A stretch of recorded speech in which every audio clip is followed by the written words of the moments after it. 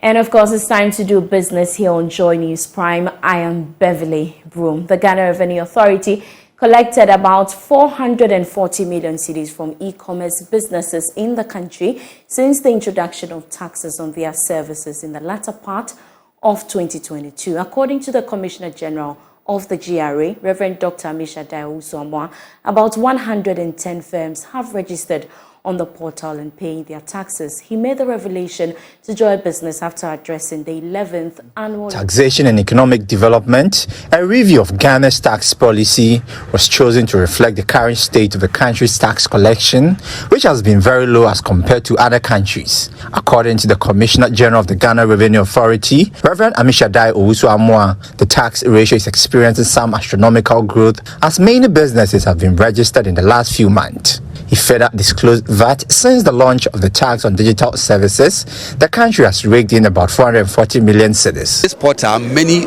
online businesses have registered, and I'm sure some of you have come across now getting VAT when you do Google transactions and things like that. And I mentioned that in the last 6 months, we have collected over 440 million from these e-commerce through the platform. Now, most of these e-commerce platforms, they work through payment platforms in Ghana. When I say payment platforms, I'm referring to people like ZPay and things like that. These payment platforms are required to register with the central bank, and the central bank gives them certain things they have to satisfy in order for them to be able to process their transactions for the the entities who are doing the online transactions. Speaking on behalf of the President of Ghana, Senior Presidential Advisor Yao Osafo-Maafo appealed to the Institute of Taxation Ghana to partner with the Ghana Education Service to formulate policies on tax education. We are not asking you to pay something you haven't earned on, so that it works out well. I charge the Ghana Institute of Taxation to help fashion out a program that will help educate Ghanaians on taxation and the need to pay taxes. No country can prosper without taxes. We have to imbibe the spirit of taxation into our children for them to see the payment of tax as something positive, something they feel like doing as a matter of course. I therefore urge the Institute to work closely with the Ministry of Education on how basic tax education can be introduced in the curriculum of our educational system. And the earlier it is introduced on the ladder, the better. President of the Institute, George Onyenikwetia, urged members to enhance their understanding on the country's tax laws and encourage voluntary payments. Eben Sabute's report for Joy Business. Now, stakeholders within the fintech space are calling on government for a further reduction in the electronic levy to help expand the usage of digital payment in Ghana. The fintech players say, based on their research, the e-levy charges is discouraging a number of Ghanaians to pay for goods and services through electronic transfer. According to General Manager for Cellulant Ghana, Eric Quarte, the development is likely to affect the financial sector of the economy. He was speaking at the Momo Stakeholder Forum. Momo Stakeholder Forum was to deliberate on how to address the barriers to adoption of digital payments in Ghana. Eric Quarte said government's agenda to drive digitization must be complemented with tax incentives to fintech players. So, two main things, guys. What we need to do is, one, to address the issue of e-levy rate. The government has listened, and then in February this year, I think they reduce it to 1%. But then, as I mentioned, there is still the need. There is still the need to, if we want digital adoption in Ghana, there is still the need to reduce it further. And when this is done, you will see that many people, the adoption that we want, will be able to achieve it. Also, the MNOs, such as yourself, MML, you must be able to give some of us, the fintechs, competitive rates. Because Shabu is not here, I'm throwing that challenge to you, Sylvia, to pick this up for us. You know, just as I had mentioned, we have been supporting the drive for digitization. We are in places where ordinarily the banks may not go, but then we are driving. And if it becomes very expensive for us, then we will also, remember, any price that you are giving us, we are going to add on. Head of Product and Service Mobile Money Limited MTN, Sylvia Otue-Champon, said her outfit will partner industry players to improve the space. One thing that I took out from the key speakers is that it seemed like we were doing okay, but we've realized that telling me about fraud is different from actually experiencing it. And you realize that even people that are educated fall victim. You see, because of the craftiness of how the fraudsters are, they're also increasing and polishing their game. So they make it sound real. We have to keep on educating people, okay? We can't take that one out if we want to move fintech. And it's not peculiar to Ghana, even other African and European countries that are settling on digital, especially when you go to that Latin America side where they are making good progress on fintech, especially on wallet. These things do come up. So it is the exposure of some of these tricks, okay, like the sketch that we saw. If we can go down in different languages, it can go down to everybody. The forum was under the theme addressing barriers to digital payment in Ghana. Now, in an increasingly interconnected world where the boundaries of physical and virtual realms blur, the imperative to ensure the safety and security of nations, businesses, and individuals has become paramount.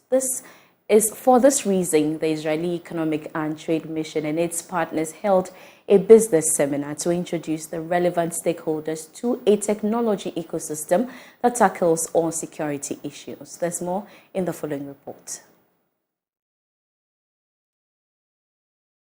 The Israeli Economic and Trade Mission, in collaboration with the Ghana-Israel Business Chamber, organized its maiden Israeli Homeland Security Business Seminar. The Israeli Homeland Security Business Seminar aims at enhancing Israel's partnership with Ghana in the homeland security sector. Yaniv Tessel is head of Israeli Economic and Trade Mission to Ghana. Experience that we have from enforcing and building a very strong homeland security ecosystem in Israel. We want to bring it to Ghana, share our experience and finding partnerships.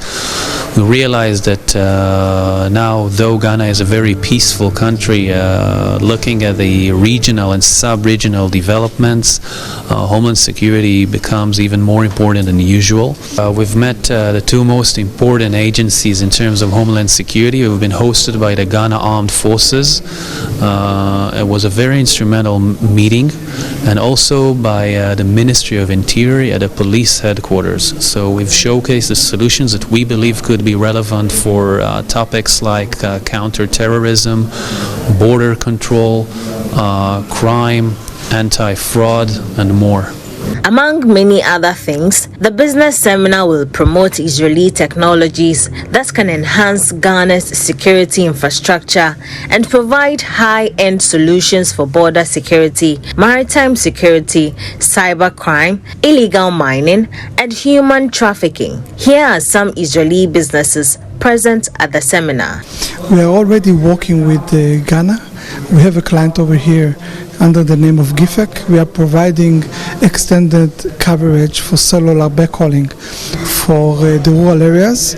We are looking for expanding the cooperation between Ghana and Israel for having connectivity all around Ghana. What Real-I does, we have a profiling tool that looks to extract and identify problems at the border. So the number one objective for us when we're talking about a country that has the potential to attract a lot of visitors, potential migrants, tourists in the future in due course, one of our primary objectives is to help with the effort of identifying and extracting threats and potential problems in the form of passengers that are fraudulent passengers or individuals, criminals, and so forth that are wanting to travel and reside in the country or visit the country under a false pretense. We see Ghana as a peaceful and nice market, but as we see the recent progress in the north part of Ghana, we came in a delegation of HLS to provide total turnkey solutions that Ghana will be keep quiet and peaceful for the rest of the days to come. Through this forum, the Israeli Trade and Economic Mission hopes to foster meaningful partnerships, especially within the government sector, to create a peaceful and prosperous environment for all Ghanaians. We do some more stories now, and the Ghana Investment Fund for Electronic Communications, GIEFEC, is professing ICT-driven solutions to the myriad of Ghana's developmental needs. The fund hopes the rollout of the Data Transformation Agenda program will augment the government's investment in science, technology, engineering, and mathematics STEM activities. There's more in this report.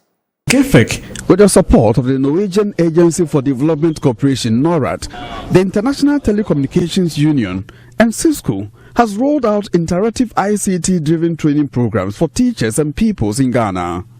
Through its Digital Transformation Centers project, which began in 2021, GIEFEC hopes to lead the way in helping Ghana find an antidote to its environmental, agricultural, and economic woes through ICT-professed solutions.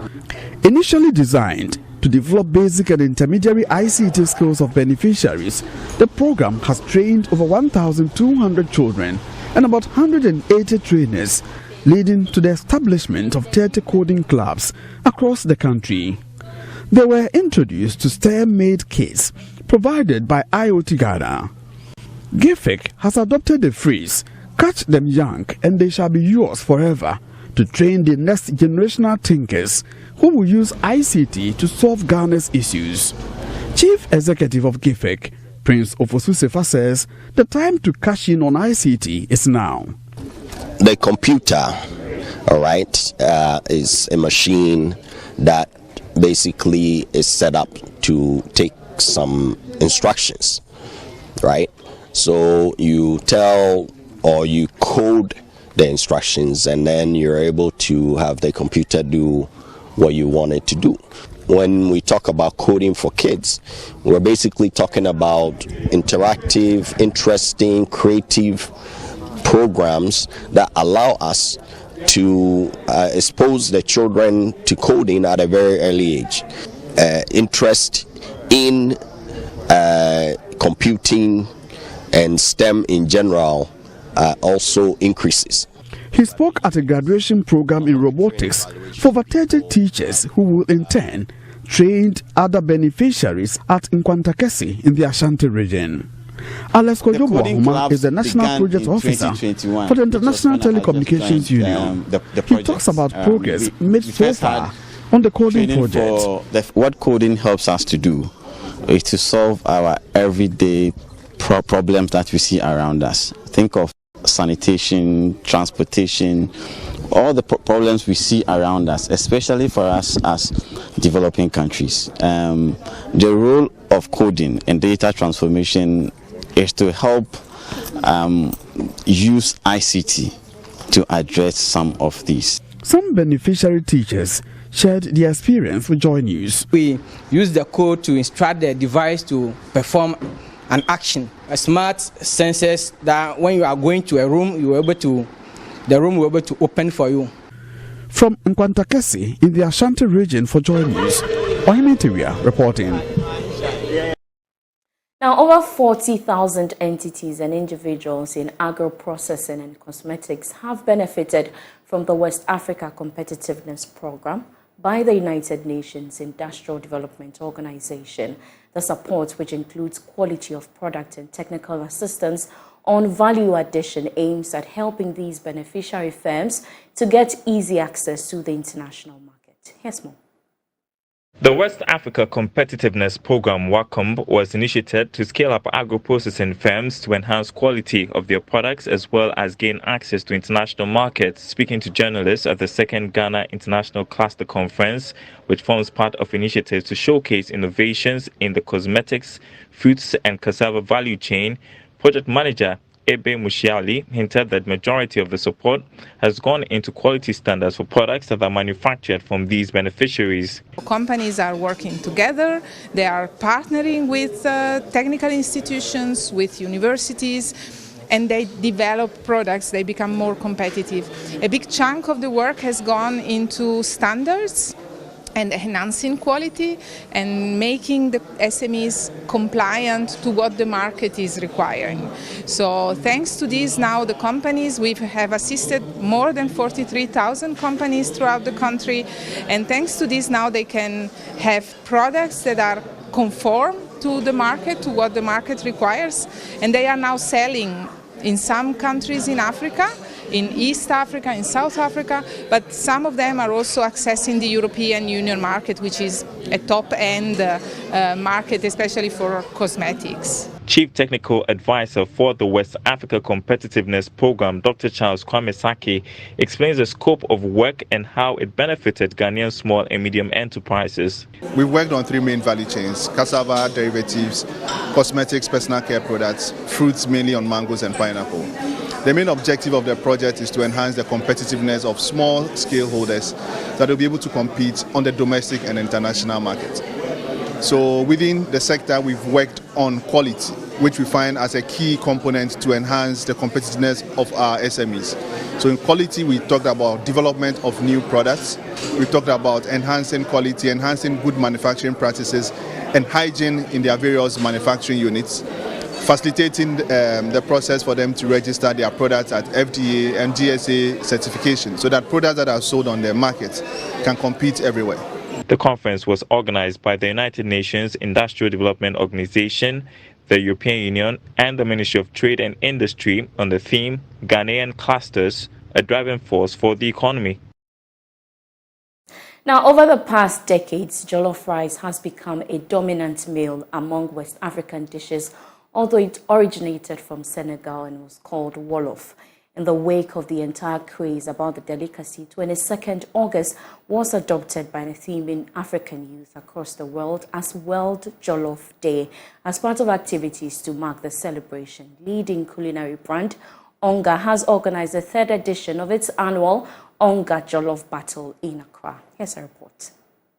The West Africa Competitiveness Program WACOMB was initiated to scale up agro-processing firms to enhance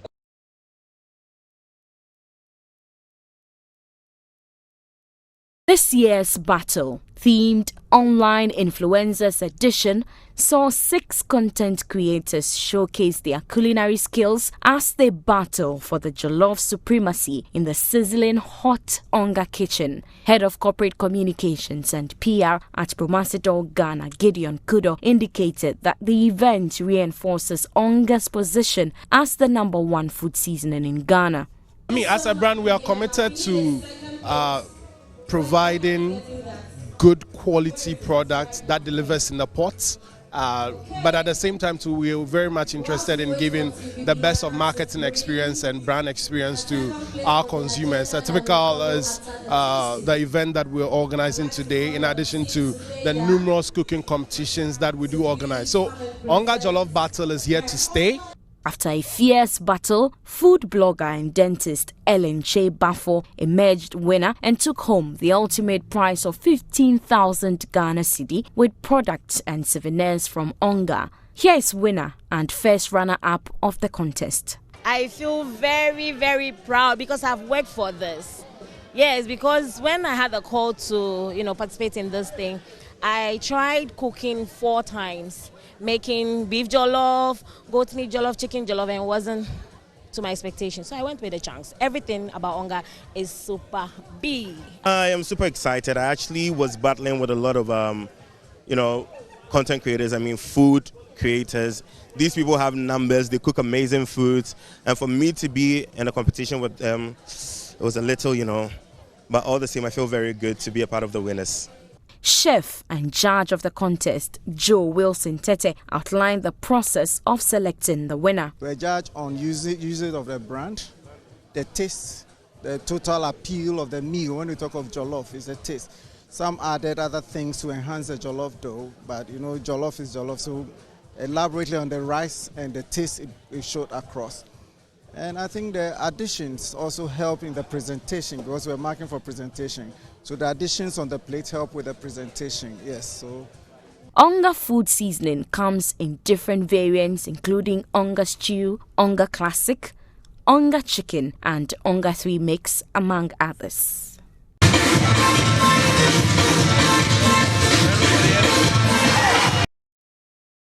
Now, the Ghana Standards Authority is urging the general public to ensure that products have the right certification when making purchases to avoid buying fake products. According to a scientific officer with the Ghana Standards Authority, Francis Mensah, customers must ensure that they purchase products that have the right certification. He was speaking at a seminar organized by Signify producers of Philips lights.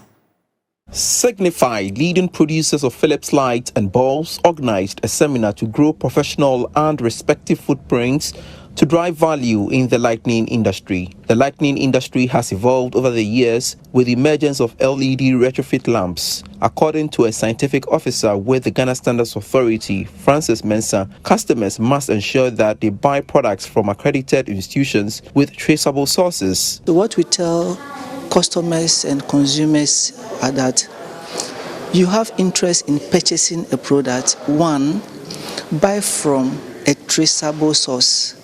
Are you buying from a tabletop seller or you are buying from a recognized seller? So buying from a recognized seller, it is a traceable source. In the event where you have issues with your product, you can go back to the same source.